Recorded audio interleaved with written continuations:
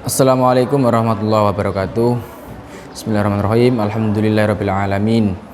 Kita masih bisa ketemu kembali dalam KBM daring. Bapak berharap kalian semua tetap jaga diri, tetap di rumah dan tetap waspada. Kali ini kita semua akan melanjutkan materi mata pembelajaran bahasa Indonesia. Sebelum Bapak memulai materi pada pagi hari ini, alangkah baiknya kita semua membaca basmalah terlebih dahulu. Semoga dalam materi kali ini kita diberikan kelancaran serta kemudahan. Bismillahirrahmanirrahim.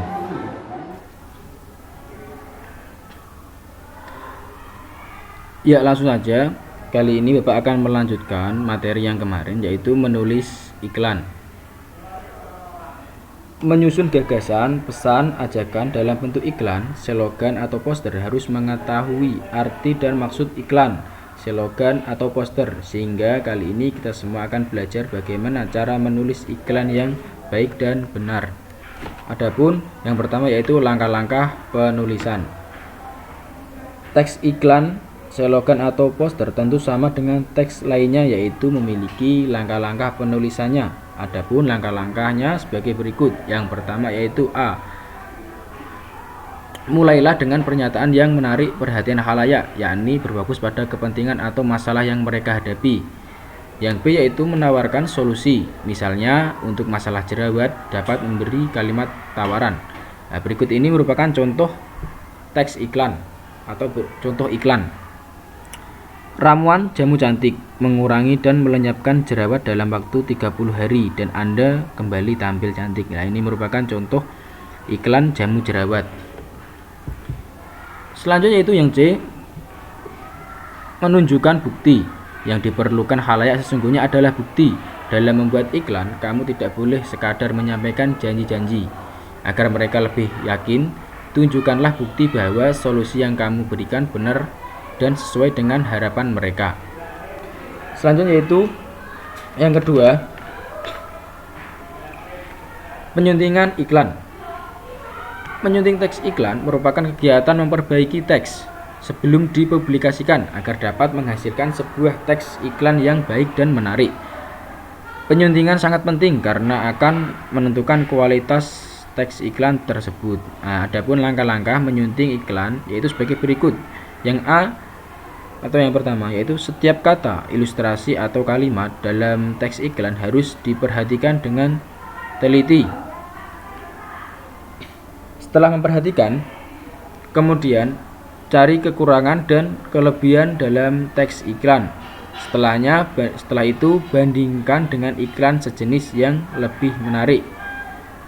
Setelah itu sunting struktur teks iklan sesuai urutan. Dan yang terakhir, perbaiki bagian penjelas dan kaidah kebahasaan teks iklan. Nah, ini merupakan langkah-langkah menyunting teks iklan agar teks iklan baik dan benar. Selanjutnya itu kita akan memasuki bab yang ketiga sambil dibuka LKS-nya, yaitu mengenai teks eksposisi dalam media massa. Nah, teks eksposisi tersebut biasanya dimuat dalam media massa seperti koran, majalah, dan artikel. Nah, media yang digunakan yaitu media cetak maupun media elektronik. Yang pertama yaitu yang A, mengenai unsur-unsur teks eksposisi. Sebelum mempelajari mengenai unsur-unsur teks eksposisi, kalian semua harus dituntut untuk mengetahui apa itu teks eksposisi. Teks eksposisi adalah sebuah teks yang berisi informasi dan pengetahuan yang dimuat secara singkat, padat, akurat, dan mudah untuk dipahami. Teks eksposisi bertujuan untuk memaparkan atau menjelaskan informasi-informasi tertentu agar dapat menambah ilmu pengetahuan bagi pembacanya. Ini merupakan pengertian mengenai teks eksposisi.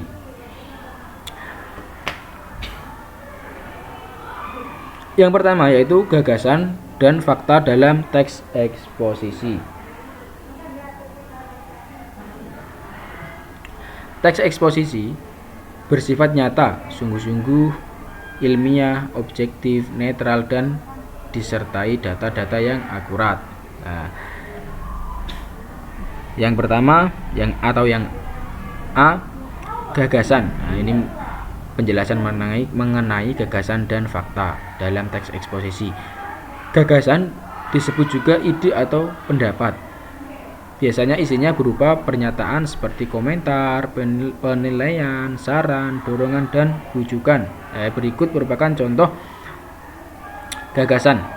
Jika pemerintah tidak cepat bertindak dalam 10 tahun mendatang, hutan Sumatera akan musnah dan diikuti oleh musnahnya hutan Kalimantan.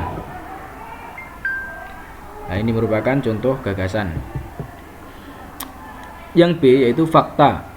Fakta adalah keadaan atau peristiwa yang merupakan kenyataan suatu yang benar ada atau benar-benar terjadi.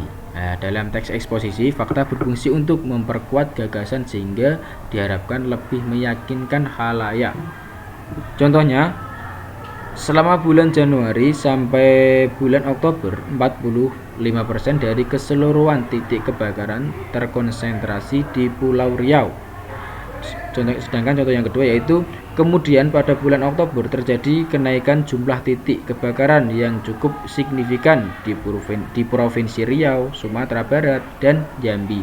Nah, ini merupakan contoh dari fakta atau keadaan yang benar-benar terjadi. Yang selanjutnya itu yang kedua, pola-pola pengembangan teks iklan.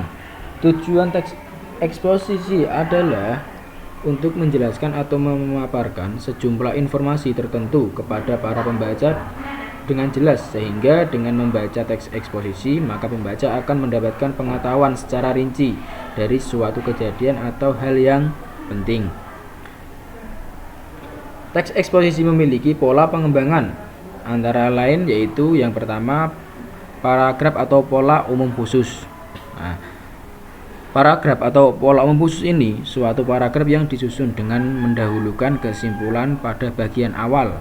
Ide pokok terletak di awal paragraf. Paragraf tersebut dikenal sebagai paragraf deduktif. Yang selanjutnya itu yang B, paragraf atau pola khusus ke umum. Paragraf ini merupakan suatu paragraf yang disusun dengan cara menguraikan data empiris berupa bukti, fakta, atau alasan sebagai gagasan penjelas pada awal paragraf yang diakhiri dengan kesimpulan. Nah, ide terletak di akhir paragraf. Dan yang C yaitu pola ilustrasi. Pola ilustrasi ini pada bagian teks eksposisi ini berfungsi untuk membuktikan suatu pendapat atau menjelaskan maksud penulis. Dan yang terakhir yaitu pola perbandingan. Pola perbandingan ini untuk meyakinkan suatu pendapat, kalian dapat melakukan suatu perbandingan, yaitu dengan cara membandingkan berdasarkan persamaan dan perbedaan. Nah, ini merupakan pola-pola pengembangan teks eksposisi.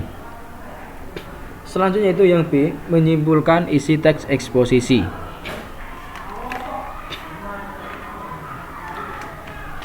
Simpulan merupakan pendapat atau ikhtisar akhir berdasarkan uraian sebelumnya yang bersifat umum. Kesimpulan dapat berupa kalimat yang bersifat pendapat yang menggeneralkan fakta yang ada. Yang pertama yaitu gagasan umum dan gagasan khusus. Kesimpulan dapat dikatakan sebagai gagasan utama dalam sebuah paragraf atau sebuah jawaban yang akan menjadi bukti suatu karya ilmiah. Gagasan dalam teks eksposisi dapat berupa gagasan umum dan gagasan khusus.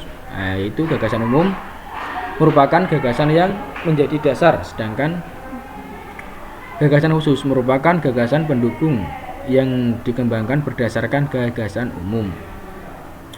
Berikut merupakan langkah-langkah menyimpulkan teks eksposisi. Yang pertama yaitu membaca atau mendengarkan teks eksposisi dengan sesama. Setelah mendengarkan atau membaca, kemudian mencatat isi teks eksposisi. Setelah tercatat apa itu teks eksposisi yang terkandung dalam teks eksposisi, selanjutnya itu menyusun kalimat dengan baik agar dapat menjadi kesimpulan yang benar. Selanjutnya itu beberapa kriteria atau syarat dalam penulisan kesimpulan. Yang pertama yaitu kesimpulan berupa hasil analisis dari paragraf yang sudah dibaca. Kemudian kesimpulan menggambarkan isi teks paragraf, dan yang terakhir yaitu kesimpulan hanya berisi hal-hal yang ada di paragraf. Nah,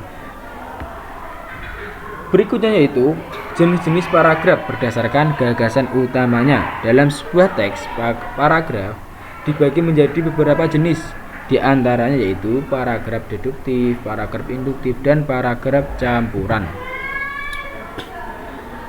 Paragraf deduktif adalah sebuah paragraf yang gagasan atau ide utamanya berada pada awal atau baris pertama, sedangkan paragraf induktif adalah sebuah paragraf yang kalimat utamanya atau ide utamanya terletak di akhir paragraf. Dan yang terakhir, paragraf campuran adalah paragraf yang kalimat utamanya terletak di dua bagian, di awal dan di akhir. Nah, ini merupakan jenis-jenis paragraf. Selanjutnya itu beberapa jenis teks eksposisi. Yang pertama yaitu eksposisi laporan. Eksposisi laporan yaitu teks yang mengemukakan laporan dari sebuah berita. Dan yang kedua yaitu eksposisi perbandingan, yaitu eksposisi ide pokoknya disajikan dengan membandingkan beberapa hal lain. Dan eksposisi pertentangan yaitu eksposisi yang berisi sebuah pertentangan antara sesuatu dengan sesuatu yang lain. Dan selanjutnya yaitu eksposisi ilustrasi. Eksposisi ilustrasi yaitu teks eksposisi yang berusaha memberikan gambaran terhadap topik yang ada dengan menambahkan hal lain yang memiliki kemiripan dalam hal tertentu. Selanjutnya itu eksposisi klarifikasi. Eksposisi klarifikasi yaitu teks yang dibuat dengan membagi, mengelompokkan atau mengklarifikasikan sesuatu atau topik tertentu sehingga pembaca mendapatkan ilmu dan informasi dengan detail. Yang selanjutnya itu eksposisi proses. Eksposisi proses yaitu teks yang memberikan pemaparan mengenai suatu topik secara luas dan terperinci. Dan yang terakhir yaitu eksposisi definisi, yaitu eksposisi yang memberikan penjelasan mengenai topik tertentu dalam bentuk batasan-batasan. Nah, semua itu merupakan jenis-jenis teks eksposisi. Terima kasih. Sebelum Bapak mengakhiri pertemuan kali ini, untuk tugas akhir, nanti anak-anakku semuanya wajib mengerjakan soal pada Google Form yang linknya ada di bawah deskripsi video ini. Cukup sekian. Assalamualaikum warahmatullahi wabarakatuh.